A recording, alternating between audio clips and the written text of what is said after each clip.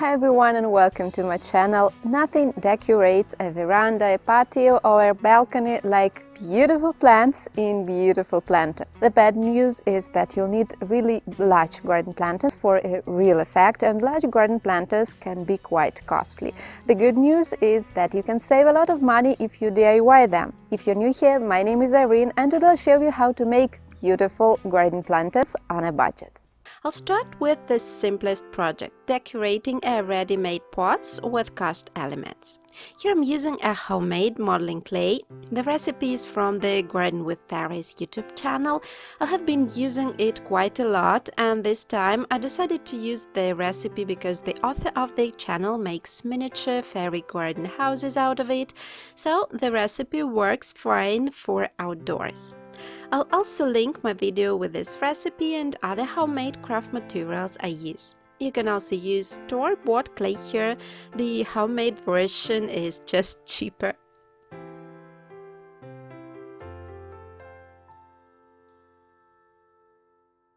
I was lucky to buy very nice and cost-effective plastic pots. The largest one is probably over 25 or even 30 liters. It cost only about $5, and those that are smaller were even cheaper. I'll try to find similar options online for you.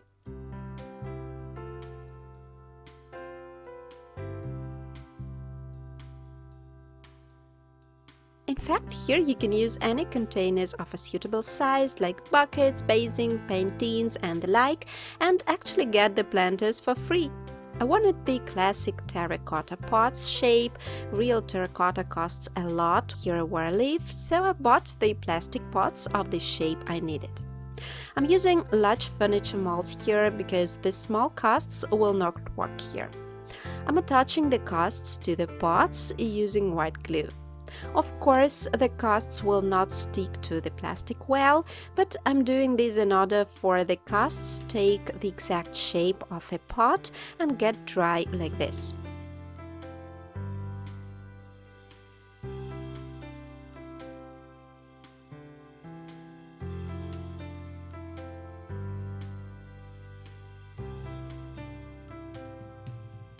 I've added a lot of cast elements in several pots, and the largest one got just a few square elements. This is one of my favorite molds actually. I use it quite a lot.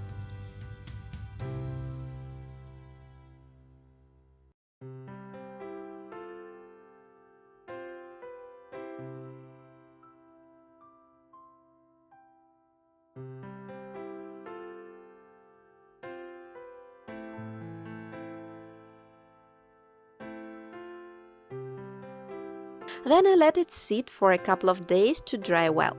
After that, I'm carefully peeling off the casts and reattaching them onto the pots with a more reliable adhesive. Here I've used Tide Bond heavy-duty construction adhesive. By the way, it's extremely complicated to attach the detailed casts with many thin jumpers, curls, all that stuff, because you want to smear everything well to hold securely, and the adhesive will come out along the edges and you'll have to remove the excess, so better use simpler shapes here. After attaching the casts, I've fixed them with masking tape till the adhesive sets, because they could move under their own weight or for another reason. Here the edge embellishment on the largest pot peeled off while drying, and as a result it is slightly deformed. I've had to fix it with adhesive tape well and fill the gaps in between the cast and the pot with the construction adhesive. But now I can be sure that everything holds really well. After everything has dried, I'm going to paint the planters. I'll use homemade chalk paint here. Last year I bought terracotta paint. I used it to paint the inside of a suitcase when I experimented with chalk paints, and actually it suited me very well here. In order to add some rough texture, this time I'll use half white clay and half baking soda as a paint filler. I'm thinning 1 part of this mixture with 1 part water and then adding 3 parts paint. You can find the detailed chalk paint recipe in the same video that has the modeling clay recipe. The link is below. This paint adheres well to plastic without any primer, so I'm not priming and applying the paint directly onto the plastic. But if you want to be fully sure the planters will last, then better use bonding primer first. I'm waiting until everything dries well and then I'll come in with white paint. Well, actually I have ivory here, but you can use white, I just ran out of it. I'm thinning it with water, making it really thin, almost like colored water. I'm making this by eye, so I don't have the exact proportion, and I'm covering all the planters with the paint. Don't try to paint it in an even layer. The trick is that the white paint provides uneven spots, looking like lime stains from time on a real terracotta.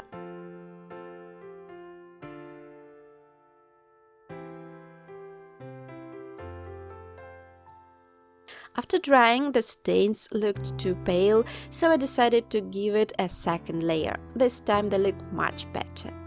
By the way, you want to keep a damp cloth on hand and wipe the excess if you overdo it somewhere.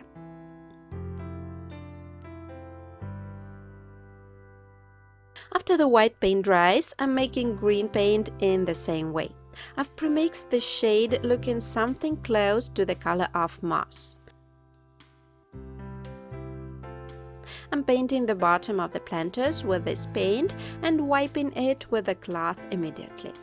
You can add a little more white to get a smooth blend. So the planters look even more like a real old Italian terracotta with lime stains and a little moss.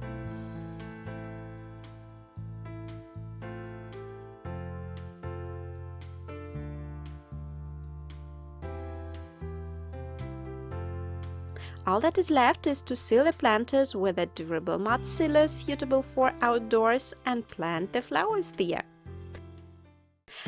Oh my, they're such a beauty! These aged planters look so much better in the garden than brand new plastic ones.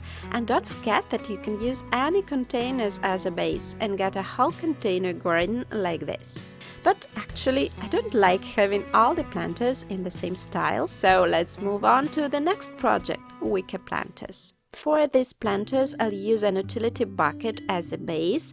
In our local kind of Home Depot store, I found the buckets of 12 and 20 liters, just the right size for garden planters. You want to make the markings about an inch or a little bit more. You want to end up dividing the bucket top in equal parts and having each part about that size. I'm dividing the smaller bucket here into 31 parts of 1 1/8 each, and I'm dividing the larger one into 29 parts of about 1 3/8 inch. After that, I'm helping myself with a square and transferring the mark up to the bottom of the bucket to make the lower marks exactly under the upper ones. And finally, I'm turning the bucket over and making these markings along the bottom a little deeper. There's a stiffening rib here on the bottom, and I'm drawing all the marks on this ring to get the weaving to go under the bottom later. By the way, I forgot to make an important thing at the beginning. You want to cut off the handle holders and the spout, if any.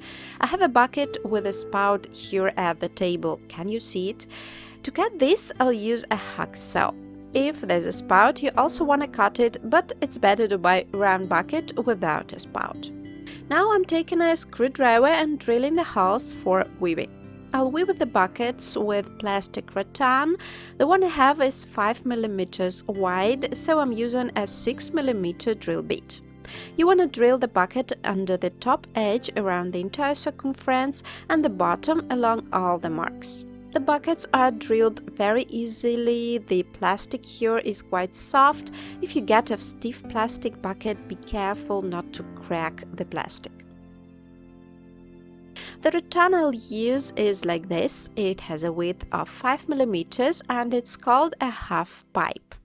It's quite convex and looks very similar to natural one. For the base, you'll need about 33 feet of rattan ribbon, but working with such a length is very inconvenient, so I'll take half that length first. So I'm sticking the tip of the rattan ribbon into one of the holes at the bottom and pushing this tip inside for about an inch.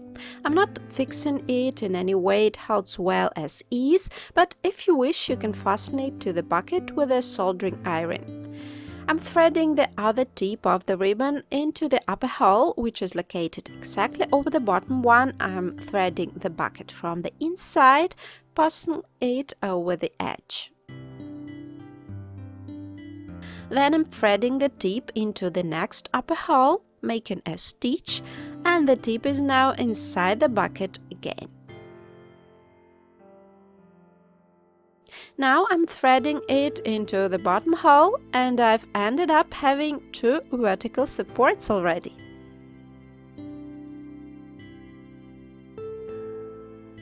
I'm making a stitch at the bottom and threading the tip into the next hole from below.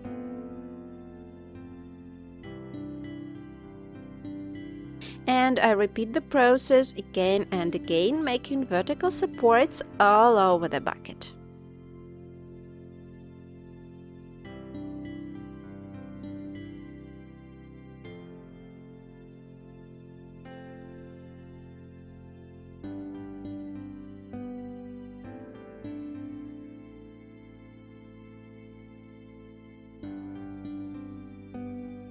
Just to make sure you make it right, you'll get short horizontal stitches at the top on the outside, short vertical stitches at the top on the inside, and short horizontal stitches on the inside of the bottom.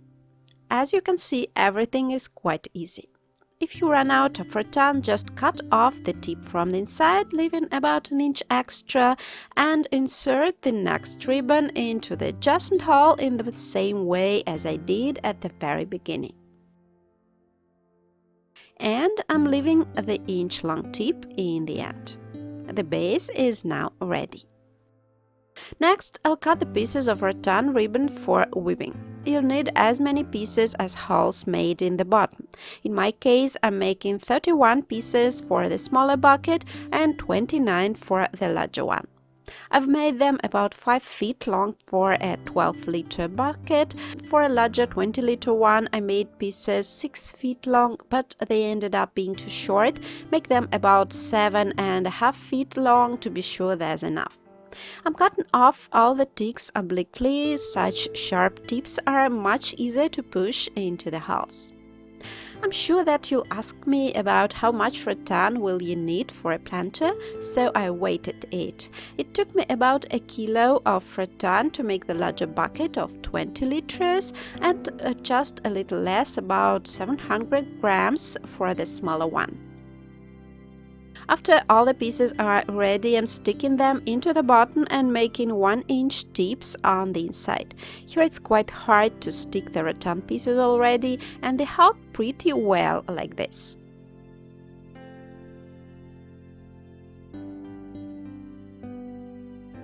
After all the pieces are stuck into the bottom, I have such a wig. Now the fun part begins. I'm taking a rattan tail and threading it under the support to the left. Then it goes above the next support, and then it goes again under the support. I'm weaving each tail 3 times. Then I'm moving counterclockwise and taking the next tail.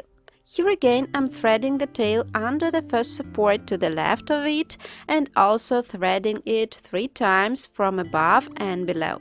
Here the second tail goes from below where the first went from above and vice versa.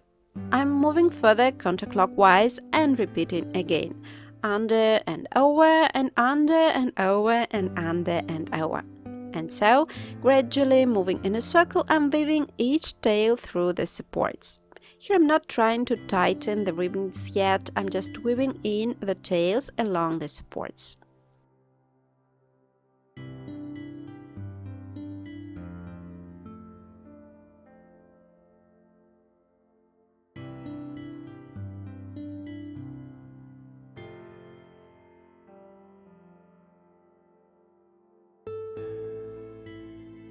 After I have woven in all the tails, that is, I've finished the circle, I'm arranging the weaving. I'm lowering a ribbon, sliding it under the supports to the very bottom. I'm also pushing the next one, bringing it close to the first one, then the next one, and so in a circle I'm tucking all the ribbons closer to the bottom, laying them next to each other. And I'll end up with a neat and even woven bottom.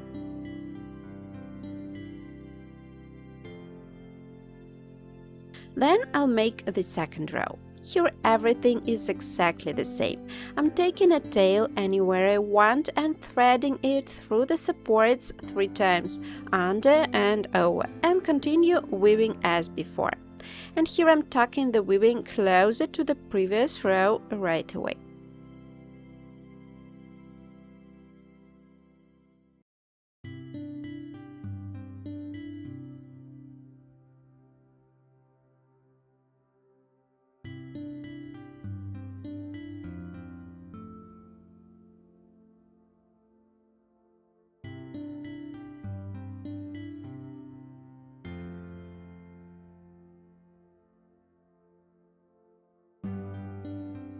I'm weaving all the tails like so until I make the second full circle.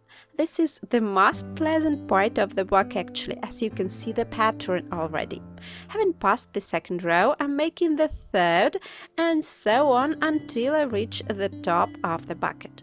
The weaving itself is quite quick, it takes maybe half an hour I think. Drilling a bucket, weaving the supports and cutting all the rattan pieces takes much more time.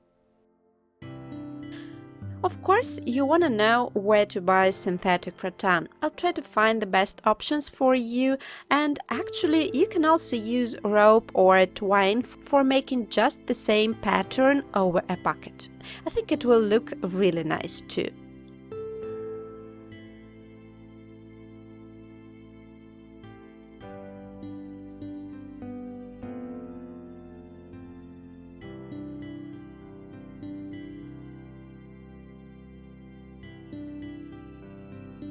The upper edge of the planter can be finished in different ways. On the smaller bucket, that was my first try, simply continued to weave the same pattern over the edge till the stitches ended, but I didn't really like this option. Real baskets always have an edging along the rim. The basket somehow doesn't look completely finished without it, so I'll make a decorative spikelet or braid on the larger bucket.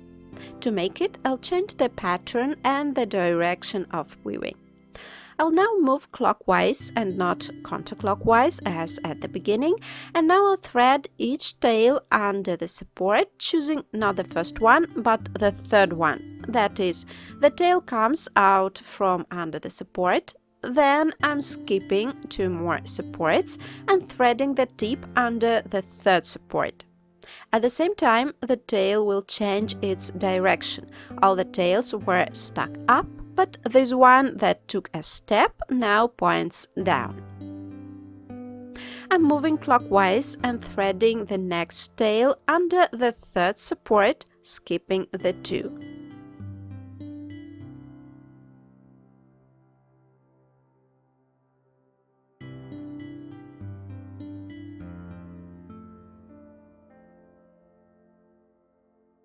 Starting from the third tail, you'll get 2 tails that are now going out from under the same support at once.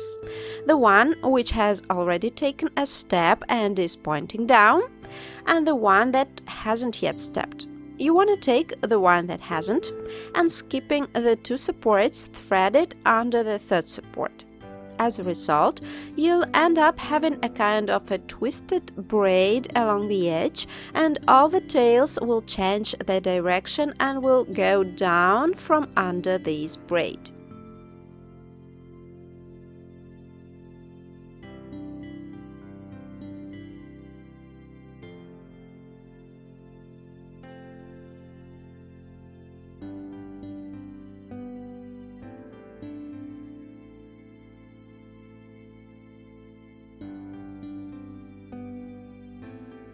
At the end of the row, you'll see that the two tails where we started weaving do not lie like the rest. All the tails have the braid going above them, and these ones go out higher than necessary. So you want to thread the first of these two tails under the one strand of the braid and the second one under the two strands. Now all the tails point down from under the braid as they should. At this point, you can see that the tails are quite short, so I'll lengthen them. I'm fastening the tip with a soldering iron, moving the support aside a little, threading a new tail under the old one, heating it with a soldering iron to make it melt a little, and gluing the tips together. After that, I'm cutting the old short tail, also piercing it several times with a soldering iron to melt it, and then I'm covering it back with the support. So the place of connection is completely invisible now.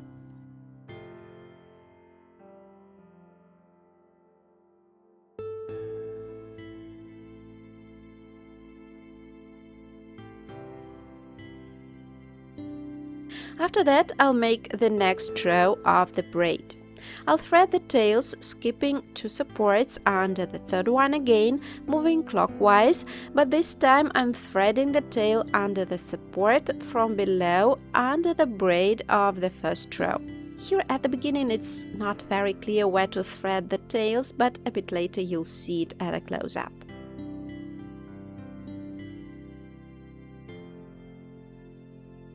And here again, starting from the third tail, you'll get the two tails going out from under the same support. The one that hasn't yet stepped points down, and the one that has points up. And you want to use the one that hasn't and points down. Thanks to these two tails, it's very easy to find the place where we've stopped weaving. You want to continue where there are two tails from under the same support.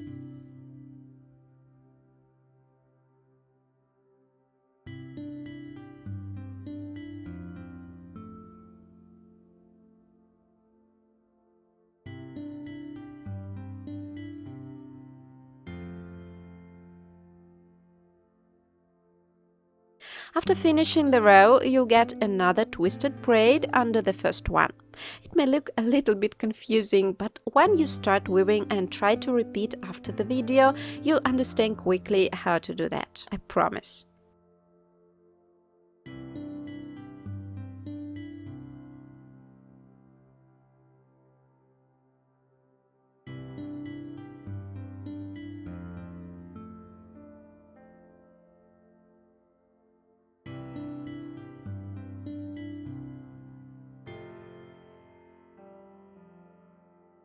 At the very end, just like before, you'll need to thread the last two tails through the finished woven braid so that all the tails go out in the same places.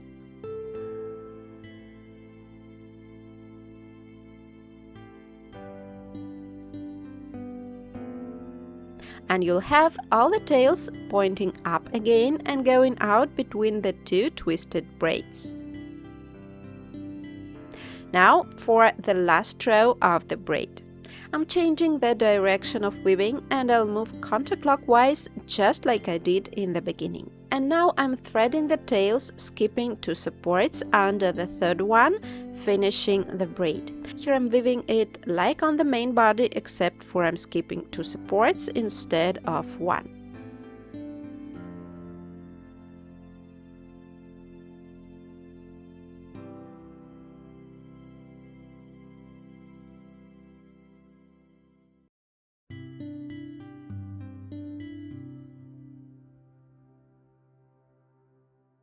The braid is now ready and I'll finish weaving from the inside of the bucket. Here the pattern is like on the main body and I'm making all the subsequent rows as before, threading the tails over and under the supports. And I'm weaving like this until I reach the end of the supports from the inside of the bucket.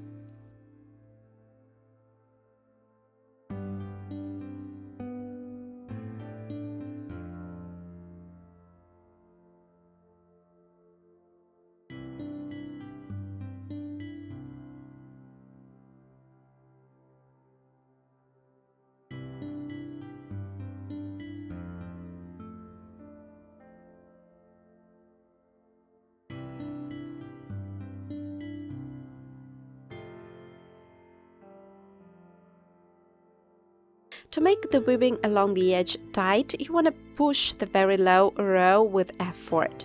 To do this, you want to lift the previous rows to slip the tail under the support.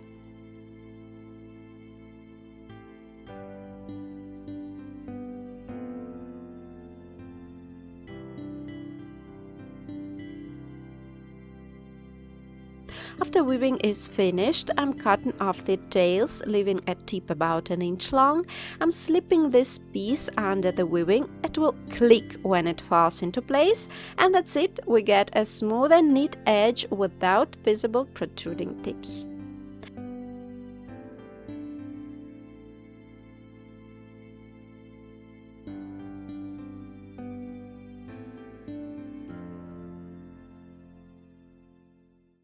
And here is how they look, so nice and neat. You can use this technique to make a laundry basket or a trash can cover as well. And I love them as garden planters because they will last for so long and will not break or rot, and they look like real wicker baskets. And you can weave any containers this way, both round and square ones.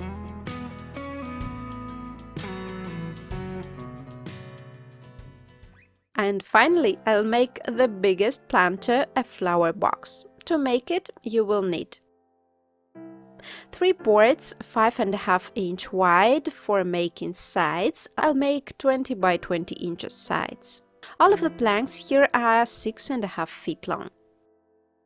A board 2 by 2 inches to make the legs. 6 planks 1 5/8 by 3/4 inch for framing. I'll need 2 pieces for horizontal framing and 4 pieces to make crosshairs. And finally, 1 slightly wider plank 2 by 3/4 for the top frame and for the bottom. I'll start cutting out the boards for the sides, and I'm making them 17 1/4 high. Each side consists of 3 boards. Here you can also assemble them from narrower planks depending on what you have on hand, and vice versa. You can also cut the sides out of a single piece of plywood or a wooden board. As for me, I think these sides out of boards are the most cost-effective option. I'm cutting all the boards with a miter saw. It's the easiest and the fastest way to do it. If you don't have a miter saw, you could also get by with a hand saw or a jigsaw. Also, in the latter case, you have to sand the finished parts to adjust them. I'm placing the finished parts together by 3, assembling the sides and measuring their width. The boards are 5.5, and therefore I should get 16.5 in total, but it's always a good idea to double check. Here I've got a little bit less than that. Then I'm cutting out 10 boards out of the 1 5/8 by 3/4 plank along the width of the sides. That is a little less than 16.5. And also I'm cutting the 4 legs from the 2 by 2 board, which are 20 inches long. Now let's assemble the sides. I'm placing the 3 board pieces together and marking the lines about an inch from the edges. Here I'll screw the crossbars on. I'm placing the cross planks under the boards and tightening them with clamps to avoid any fidgeting. Now I'll drill holes with a thin drill bit along the marking lines and fasten each board with self-tapping screws to the crossbars from above and from below. At first I drove 3 screws into each board, but then I decided this was too much, and so I did 2. And I've assembled all the 4 sides like so. On 2 of them, I'm also attaching the crossbars from the inside along the bottom. The bottom will actually rest on them.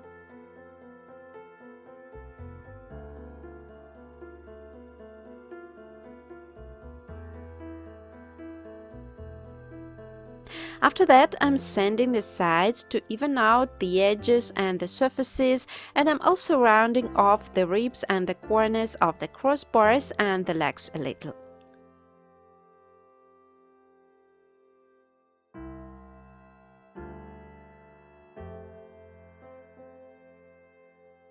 Now I'm going to make the crosshairs. I'm setting a 45 degrees angle on the miter and cutting 4 parts with a beveled edge. You want to measure the size by place. I'm making the parts of 21 and 5/8 inches, the rest right between top to bottom crossbars. I'm also cutting 4 smaller parts, 18 and 7/8 each, and then cutting them in half at 90 degrees. I'm placing these 2 parts onto another diagonal. If it looks too complicated for you, you can also do without diagonals. They are just for decoration. Before attaching the diagonals, I'm gluing them on using wood glue so that nothing moves out later. The important thing here is to avoid any glue leaks. If you're going to stain the planter, stain will not get into the wood where there is glue residue, so be careful and wipe it off thoroughly. After drying, I'm turning the parts face down and I'm drawing the diagonal 3/4 inch from the edge to go just along the middle of the wooden diagonals. These are drilling guides. I'm drilling holes with a thin drill bit and fastening the crosshairs with self-tapping screws. To connect the legs with the sides, I'll use crack pocket hole jig. The set comes with a special drill bit where you want to set a limiter depending on the width of the part. For the sides here, I'm setting a depth of 3/4 of an inch as the boards I have are 3/4 thick. For the upper part of the sides where I have the crossbars, I'm setting the depths of 1 and 5/8. You also want to set the conductor to the desired length, the same 1 and 5/8 for example. Craig has special screws and clamps for this jig, but I've managed with an ordinary clamp and ordinary self-tapping screws as they are much cheaper. The Craig clamps are quite costly, so I've decided that for now I'll get by without it. If you don't have crack pocket hole jig, you can also do without it, either adding extra planks from the inside and attaching the legs to them, or drilling into the legs on the front side and then hiding screw heads with some putty. But you'll have to paint the planter then to cover the putty.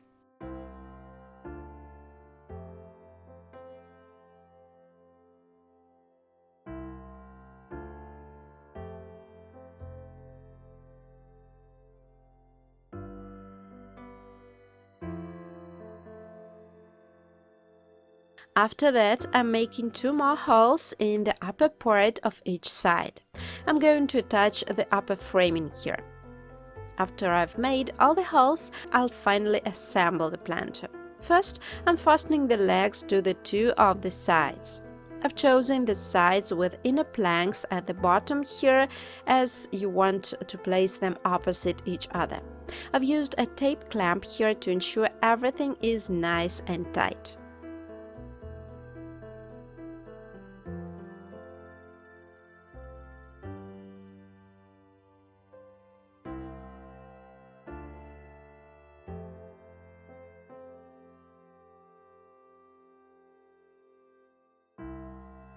Then I'm placing the side without legs on the assembled one with legs and fastening it.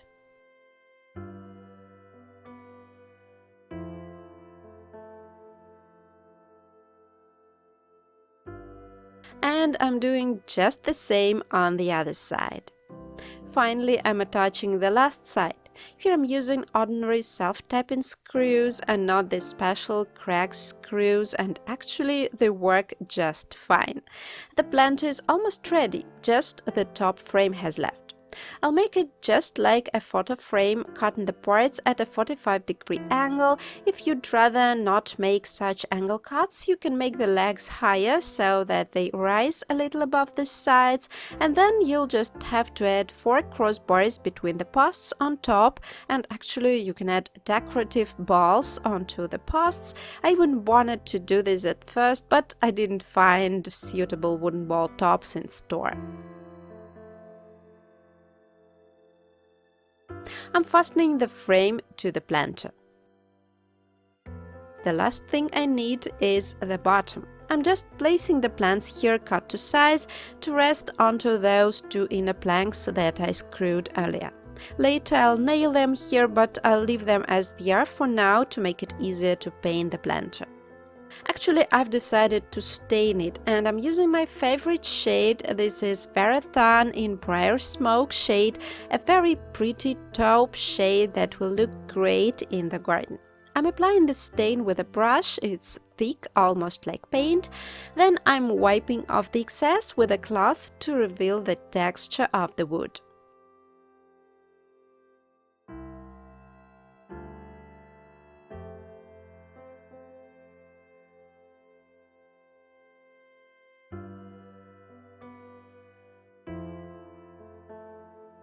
In the end, I'm sealing the planter with mud sealer, and it's ready for planting something nice here.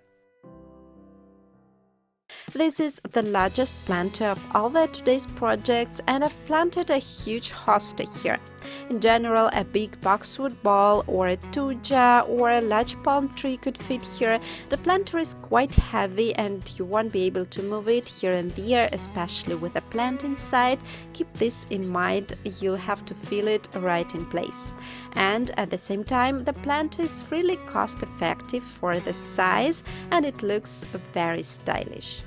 Well, I hope you liked today's projects. Please let me know which of today's planters you liked the best. By the way, I had another DIY wooden planter made recently on my channel. In case you missed it, I'll leave the link for that video in the description box. Thanks for being here and hope to see you in my next video. Bye!